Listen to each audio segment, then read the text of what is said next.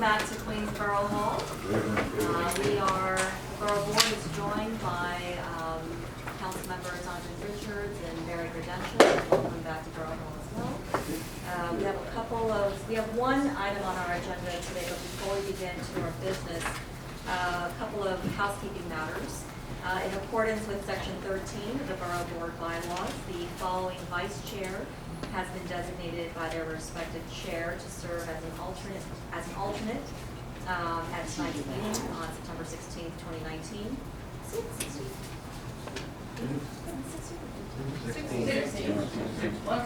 1-6. First Vice Chair Shiv Das, on behalf of Chairperson Netta English of Community Board 3, welcome. I will accept a motion to approve this designation. Second. Wonderful. All in favor? Aye. Any opposed? Welcome, Vice Chair. Also, I would like to take this time to welcome a new chairperson to the Borough Board, new chair of Community Board 6, Alexa Weitzman.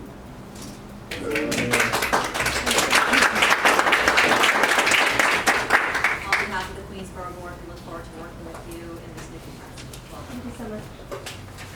And with that, we'll go on immediately to our business agenda.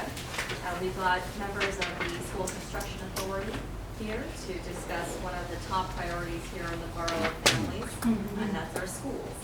A couple of things to note, as many on the board know, the SCA's mission is to design and construct safe, attractive, and environmentally sound public schools for children throughout the many communities of New York City.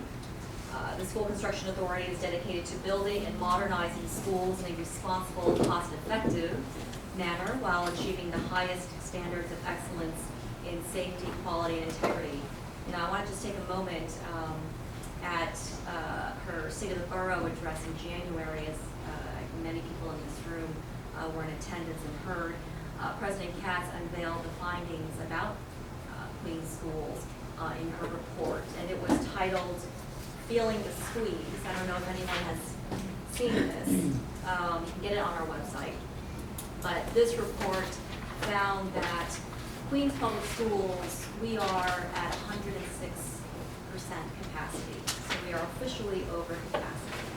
We have, and just to put that into perspective, the 106% capacity, we have 16,654 more students than the number of seats available. 16,654. I mean, that's the size of like mid-level towns in the country.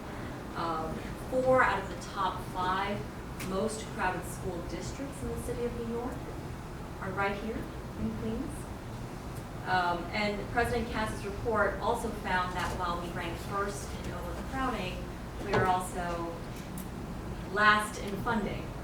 And this should be familiar to our Borough Board and of course to SCA. But just to have some of these numbers, fresh in people's minds. I know we're just coming off of a summer break.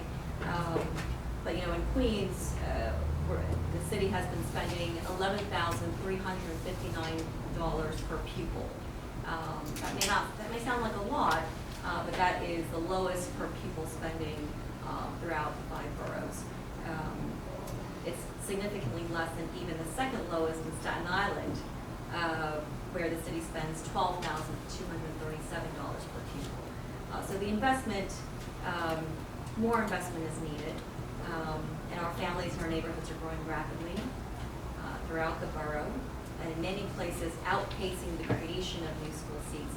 However, President Katz has worked very, very closely with Commissioner Lorraine Grillo, both in her capacity of the authority as well as DDC. They've known each other for quite some time, and 2 smart, tough women working together can certainly move mountains. And we are so thrilled to see the SCA dedicate nearly $3 billion toward the construction of, over 25,000 new school seats in your 5-year capital plan that you announced last year. So that demonstrates the commitment. We in Queens, the Borough Board, appreciate the priority that the authority has placed on creating these new school seats, making sure that our schools are up to par with standards. And these are where our families are entrusted to grow. And so we are grateful to the commissioner, and to her department and her authority. And so with us this evening, we've got Benjamin Goodman, Community Affairs Manager for SCA, and also Danielle Schaff, Danielle Schaff, Project Support Manager. They are here on behalf of Commissioner Grillo to give us a full update on all the seats in schools, the state of our schools, school construction here in the Borough. So welcome, and without further ado, please proceed. Thank you very much. Thank you, Madam Deputy Borough President, and to everyone here, good afternoon. It's great to see everyone again. As was mentioned, I'm Ben Goodman from the New York City School Construction Authority. I'm joined by my colleague, Danielle Schaff, and this evening we're going to take a look through our capacity jobs, our new school seats we created across the borough that opened a couple weeks ago, September 2019. And then our seats either in progress or that's planned up until September of 2023. So as the Deputy Borough President just mentioned, that is our mission statement. That is PS 298 in Community Board 4 that opened last September of 2018.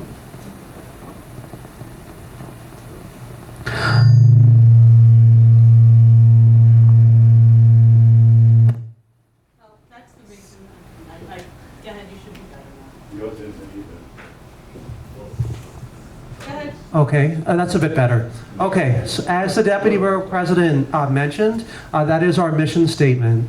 The school that you see is PS 298, and that is in Corona in Community Board 4, School District 24, that opened in fall of 2018.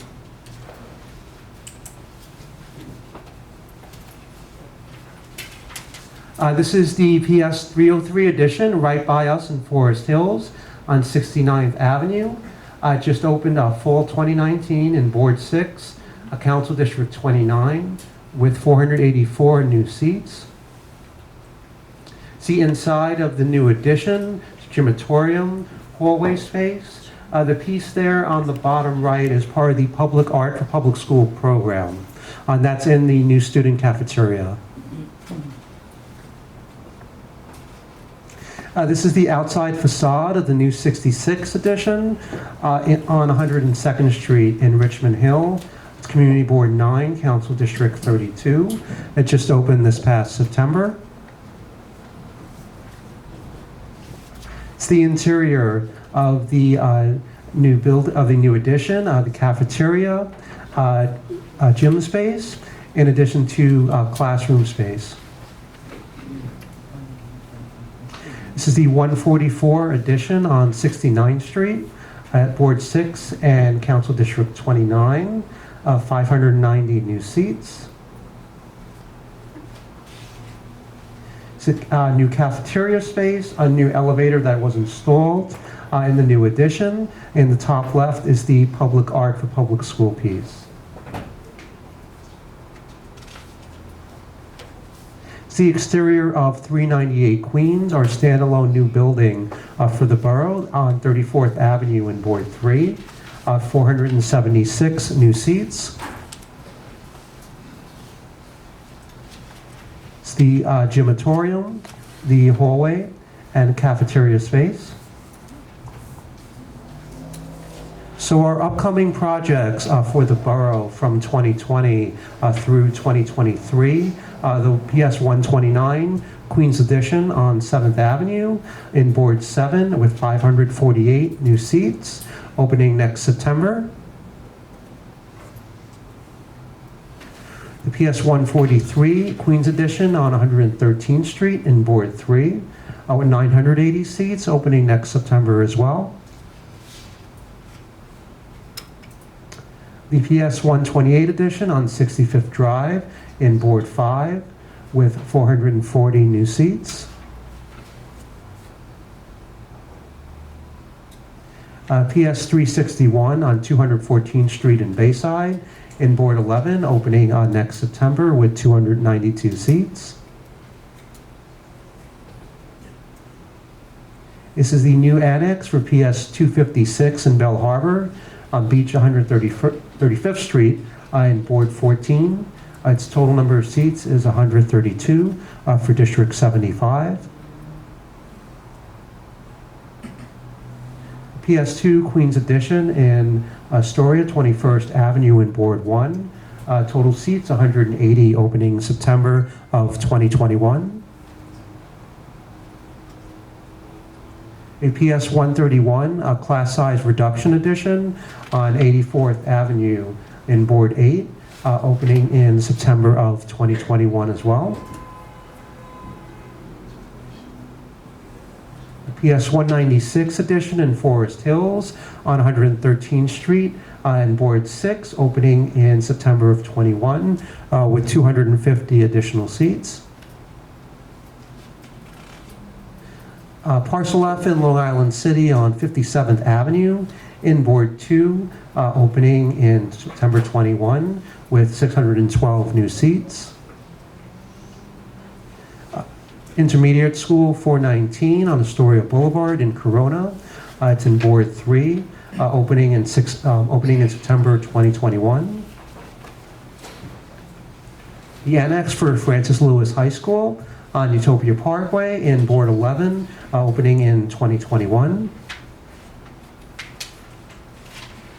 Academy of American Studies, 41st Avenue in Long Island City, opening in 21 as well, and that's in Community Board 1.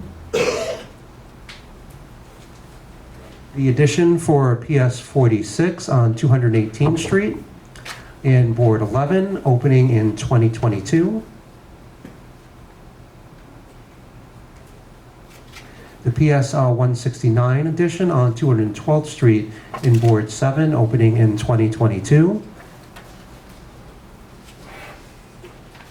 The addition to PS 206 in Rego Park, it's on 97th Street in Board 6, opening in 2022.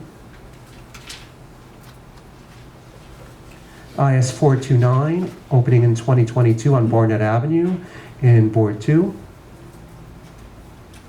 The annex for Cardozo High School in Board 11 in Bayside with 797 new seats, opening in 2022. This is a future building in Long Island City as well in Board 2 on 54th Avenue. So our new high school on Northern Boulevard in Board 2 with approximately 3,000 new high school seats, opening in 2023. So thank you, that's our contact information. I'd be happy to take any questions. That was short and sweet.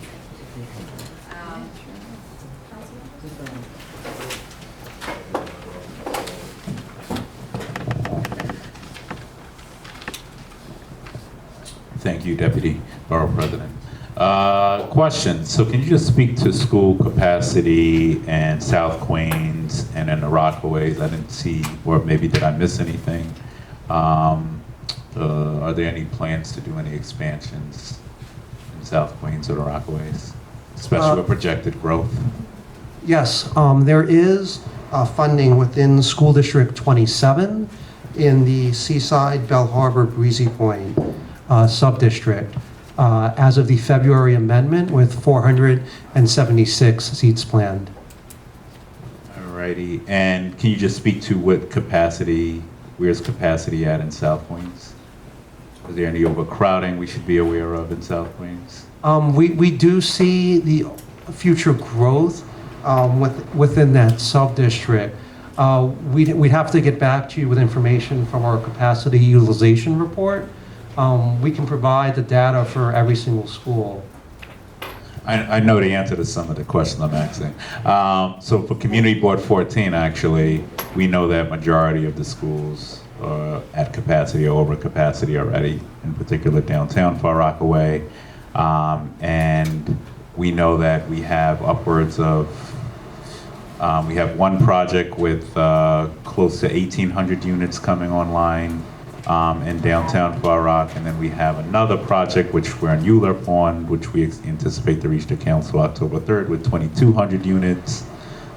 So I just wanted to bring that up to say that I hope that we are seriously doing some pre-planning in anticipation of the growth that we're especially seeing in Community Board 14 and in downtown Jamaica, where we're seeing a lot more development as well. So I'm just hoping that as we move forward and the November capital plan moves forward, that there is a true plan to ensure that schools are going to be included. So that's a very good point, council member. So the SCA's capacity program is updated on an annual basis.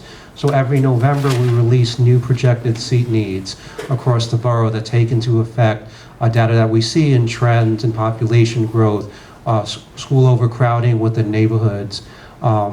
And to your point on downtown Jamaica, that particular area though does have funding for new school seats as well. So that's the South Jamaica Rochdale Kew Gardens area has 572 funded seats where we're looking for a new school site. Okay. And then I'm going to be knocking on your door in a few weeks because obviously Peninsula is coming, and you know I'm sure you'll hear from the mayor's administration on it. So I just wanted to put that out there. I love ULURPs; they give such great opportunity. All righty, thank you. You can have all the ULURPs. A couple of questions. I appreciate the work on 46 and Cardozo. I also have been told, and I know that the old St. Robert Bellarmine School in Bayside Hills is going to become a District 26 lottery school. That's my understanding. And I didn't see it though on, it's not a new building, but it is new to the Department of Education. Is there a reason that's not listed? It is actually. It was listed as Q361. Okay, all right. If we back up a couple of slides, we'll find it. Currently, we do have a contract for it to start police renovations. Okay. And, thank you, Ken. The landlord is doing some site work currently, and we're going to get right in there We're shortly. very happy to have that new school. The other question is, you talk mostly about... Right here, Barry. We love that. How much of this plan is for new seats, and how much is it for maintaining? I think most of us, all the people around this table, most of our schools are old. I have schools that go back to the 20s. I wasn't around to see them. I think Gene Kelty was, but I wasn't around to see them get built. But sorry, Gene, you're just sitting in the right spot. But I just wonder how much of that is for maintenance and for, you know, because this is, as we've seen with NYCHA, which is undergone, not comparing it to NYCHA at all, but maintenance is critical, and most of my schools happen to be in great condition, but we want to keep them that way. And so I'm just curious to know what is the percentage for new seats and what is the percentage to preserve what we have, if you know. So off the top of my head, I honestly do not have the That's an honest percentage answer. breakdown. I could go through with you Okay. district by district, geographical district, not community. I just board want a district. number for the city, if you can I come up can with tell you that the capacity improvement projects keep me very busy. No, I listen, in government, we know that people want new shiny stuff, Right. but it's just as important that the old not so shiny stuff be kept up, otherwise we're gonna need even more new shiny. So I would, Danielle, when you get a chance, I would appreciate, you know, just sending the answer to my office. I would thank you. Absolutely. And I thank you, Madam Deputy, for the chance to ask the question. Thank you, Councilmember. I think we have some questions. I see Vinnie Arcuri of Board 5, followed by Gene Kelty of Board 7. So District 24 is still the most overcrowded district, or No. what's the status there? And then I have another question. Sure. District 24, of which I reside in since birth, was historically the most overcrowded. At one point, I think about 7 years ago, it was at 10,000 seats overcrowded. I think we're down to under 1,000 now, or I think it's closer to 600. So it's It's- capacity. it's switching. 110%? No capacity, actually, because the gentrification within District 24 is really fluid right now. You have schools that were overcrowded that are now able to receive children from other neighborhoods. That is more of a question for Department of Education, is how they're going to supplement who's more overcrowded and provide busing for students. But right now, I believe 25 is kind of in the running, District 25 for overcrowded, as is 30. And my other question is, you're in negotiations now for space taking over the old St. Pancras School in Glendale. When will it be used for? So at my level, they still haven't notified me of any, Really? yes, I'm sorry. Negotiations for I'm an on the these ground kind of girl, so. negotiations going on? Well, I know we have pre-K in there, and I don't know if Ben has any additional No, information. it's supposed to take over the whole school. I've heard a bunch of different, The question was possibilities, whether but- it was going to be the new school or an annex for 91. I heard those same questions. Those I don't have for you. We don't And have. is that is a PS9 renovations? PS9, as we all know, we have undergoing renovations for the past 2 years there, topping over 14 million, and now we've added another 16 million to the renovations there. What's the total? 30 million. So there's a full exterior modification that was necessary, and as we went through it, At the 75? it's a District 75 school, correct? So we're going to continue to keep renovating that school and bring it up to more modern day capabilities. An elevator is going in. There's a bunch of upgrades going in, both via Reso A and with us in our added on capital funding. Thank you. My pleasure. Jean Kelty of Board 7. A few questions. One, as far as the school construction authority, we used to meet with you guys when you were doing a project in our district. I haven't had any meetings with you in a long time. Is that still your policy to meet with the community boards to discuss the discussion on? PS 79, I'm asking offhand because I fly by there every time, didn't pay attention. All of a sudden I lost the playground in the back and I got this huge building. When I asked the question just recently, nobody knows anything other than they're working inside. I said, it looks like we expanded the building, which I'm not unhappy with, but we expanded the building because there used to be a nice big playground in the back that we all paid for. There was the circular planets, not 9 planets anymore, 8 planets. So we had to take one planet off, but it's no longer there, and there's a backhoe in the thing, and everybody tells me, no, they're doing work inside. So ironically enough, someone did go through a colleague of mine today, and I said that we could have a good conversation tomorrow. But it wasn't, the community board didn't come to me, it was. I spoke, my district manager spoke, and I also called the principal because we got every request for why there's no stop signs on the corner and everything else, but this giant monumental thing that just landed in the backyard, I was a little surprised. Now, we've met with the school construction authority previous Right. on all our constructions, and I'm a little concerned because we have PS 129 and PS 169. I Okay. want to make sure So I you don't guess- forget where my office is. I don't at all. So I can totally speak to that. Back in May, we awarded the contract, and we are not building an extension at PS 79. We are removing the TCUs there. That building grew. I don't know what you said, but that building grew. It has our mobile trailers in it for No, our no, offices. it's a solid building. There was all scaffolding on the outside. PS 79. Yeah. George Carter School. I don't know what it's called. No, They we- used to go PS 79 on 149th Street, the back is on. No, I spent a lot of time there this summer, and there is no new building that has been Then explain erected to me what there. happened to the playground that was in the The back. playground got taken over by DOB 13 regulations, half the height of the building because we're working on the roof and the masonry and What I mean, I don't want to parapet. hold this conversation, what do you mean? Because there is a Um, building there that wasn't there before. Okay. Okay. The second question I have is, those plans look really nice, and I just want to make sure, but I'm tired of at the end of the year, when we're looking to give money to the schools and stuff like that, we're buying boards and everything. Are those buildings air conditioned? These buildings currently are not all air conditioned, Okay. but all instructional spaces by 2021 will have, or 2022. Go ahead, I see you grabbing a microphone, Sorry. let's hear the real truth now. So our new buildings are fully air conditioned. Okay. When the additions are built, New the build. addition portions have air conditioning. But as what Danielle was saying though too, with the mayoral initiative, by 2021, each of the classroom spaces will have air conditioning. Okay, because Barry, I was around, and they were hot. They are still hot, and they don't have air conditioning, a lot of the things. I want to see air conditioners because these kids can't understand what it is like to study when they're putting their head on the table and the heat is coming through those windows. And the fans, I don't care how many fans you put in there, hot is hot. So we want to see air conditioning. Correct. And you're And they don't allow us to fund AC.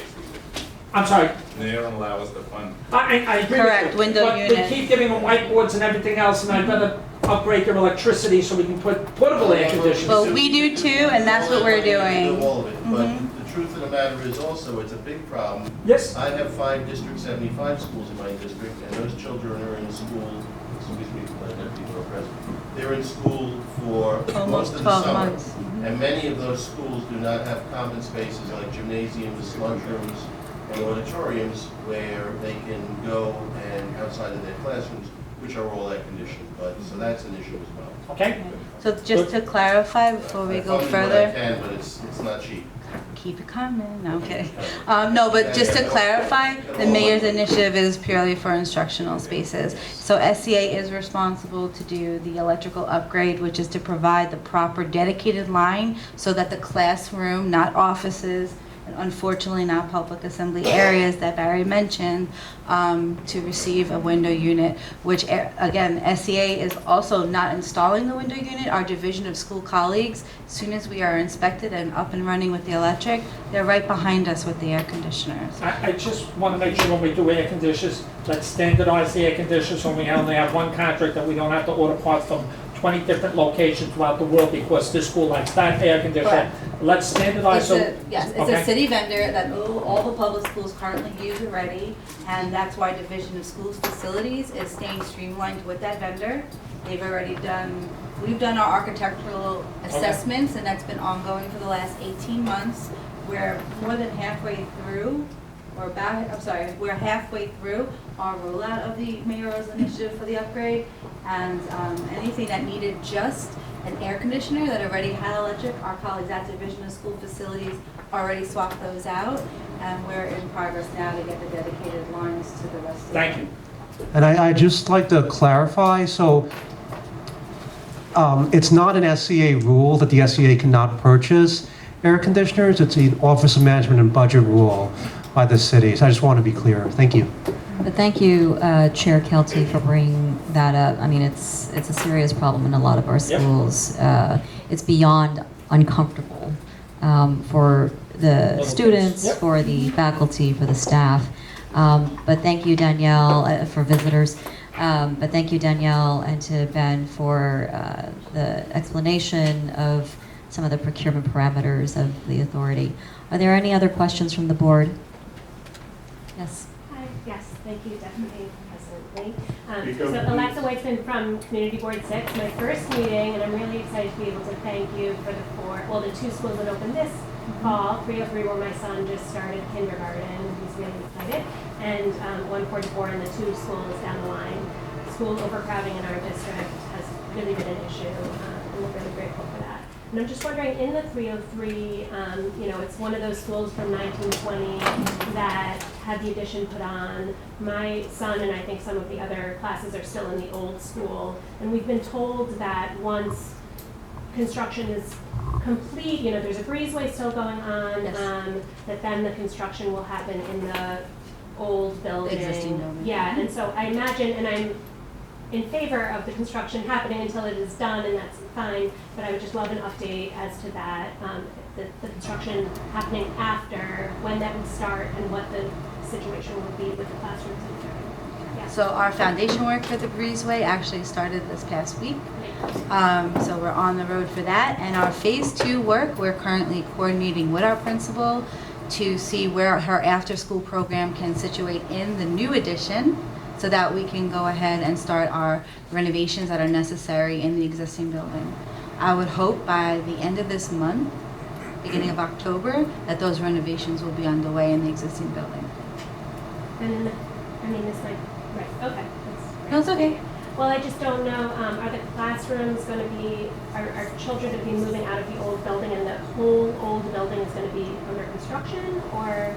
So there are segments of the building that will be converted, like something was a classroom and now will become a suite for guidance.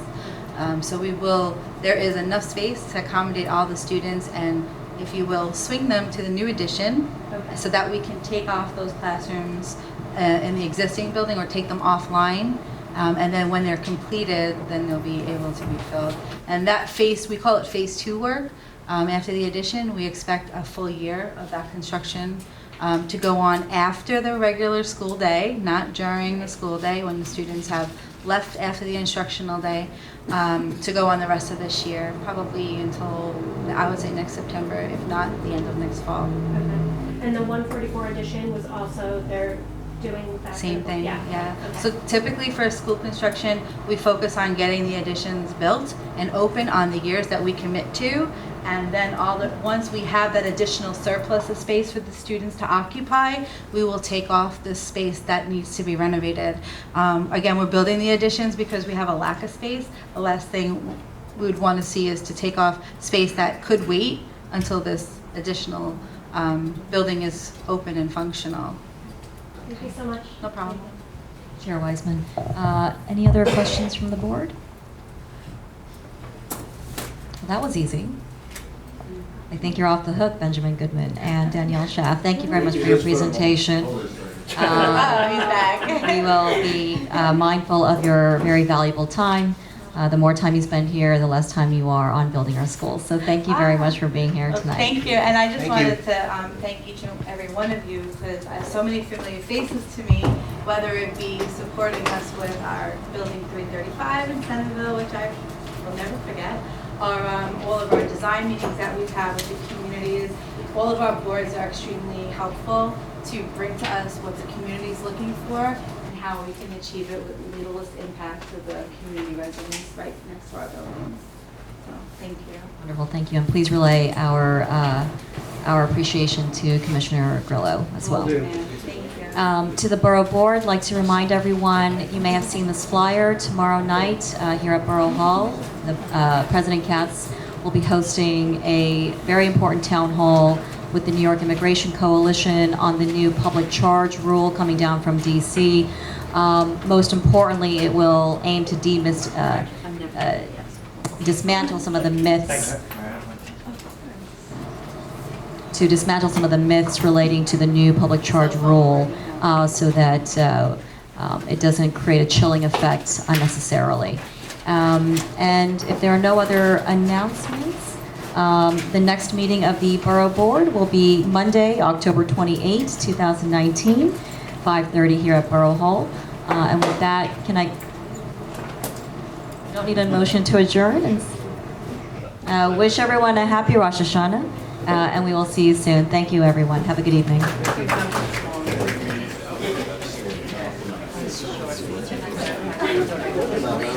That's great.